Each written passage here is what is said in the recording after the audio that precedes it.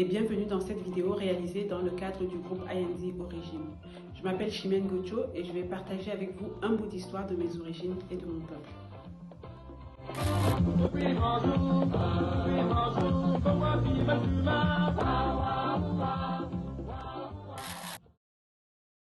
Le peuple bamiléké est un groupe socio-culturel des hauts plateaux volcaniques des Grassfields à l'ouest du Cameroun, entre 1500 et 4000 mètres d'altitude.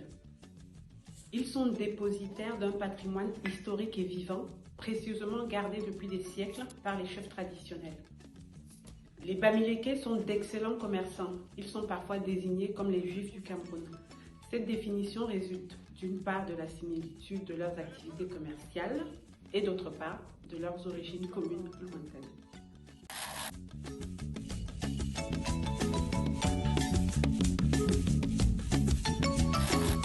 Notre peuple descend des Baladis partis d'Égypte au IXe siècle et qui arrivèrent dans la région Tikar vers le milieu du XIIe siècle. Aux alentours de 1360, à la mort du roi Ndé, notre dernier souverain unique, nous nous sommes divisés. Quasiment tous les groupements bamilékés d'aujourd'hui sont nés entre le XIIIe et le XVe siècle.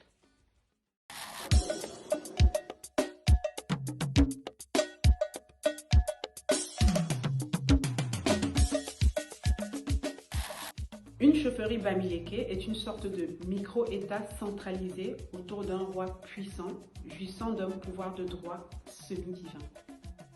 À ses côtés, il dispose de conseillers, de ministres, de serviteurs, ainsi que de nombreuses sociétés secrètes qui agissent comme des contre-pouvoirs. Secrètes car leurs membres détiennent un secret que seuls les initiés connaissent. Mon papa, aujourd'hui décédé, était un notable et faisait partie d'une des sociétés secrètes.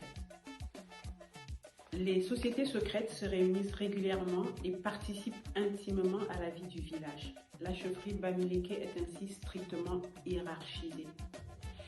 Il y a plus de 100 chefferies indépendantes à l'ouest du Cameroun, dont les jeux d'alliance, les liens de parenté, ainsi que les héritages régissent les interrelations. Les chefferies couvrent un territoire rassemblant plusieurs villages ou hameaux, comptant de quelques dizaines à plusieurs centaines de milliers d'individus, et certaines partagent la même langue.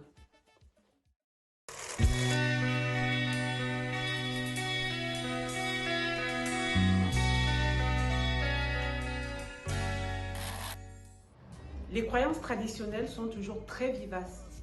Nous les Bamilékés croyons en l'existence d'un être suprême appelé Sié, ainsi qu'en de nombreux esprits ou divinités à portée plus limitée. Le culte des ancêtres est également très vif.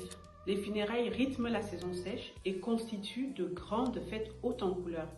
Elles se déroulent une ou plusieurs années après le décès.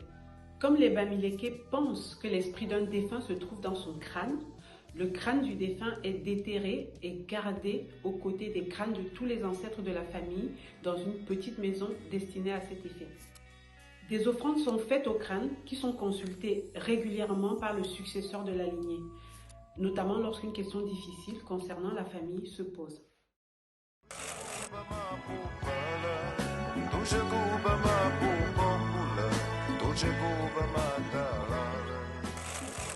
L'architecture bamiléké se caractérise par sa démesure et son symbolisme. L'organisation des bâtiments dans une chefferie suit des règles strictes basées sur la cosmogonie bamiléké. Les bâtiments, faits de bambou raffia et de chaume, sont surmontés de toitures pyramidales ou polypyramidales, appelées localement toits coniques. Les symboles cosmogoniques sont présents de manière récurrente. La culture se manifeste aussi à travers de nombreux autres aspects. Citons les très nombreuses danses qui ont chacune une signification particulière.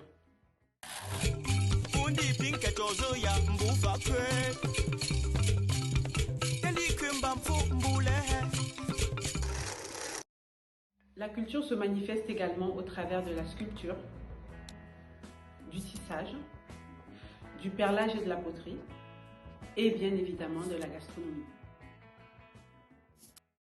J'espère avoir su piquer votre curiosité concernant mon peuple au travers de cette vidéo.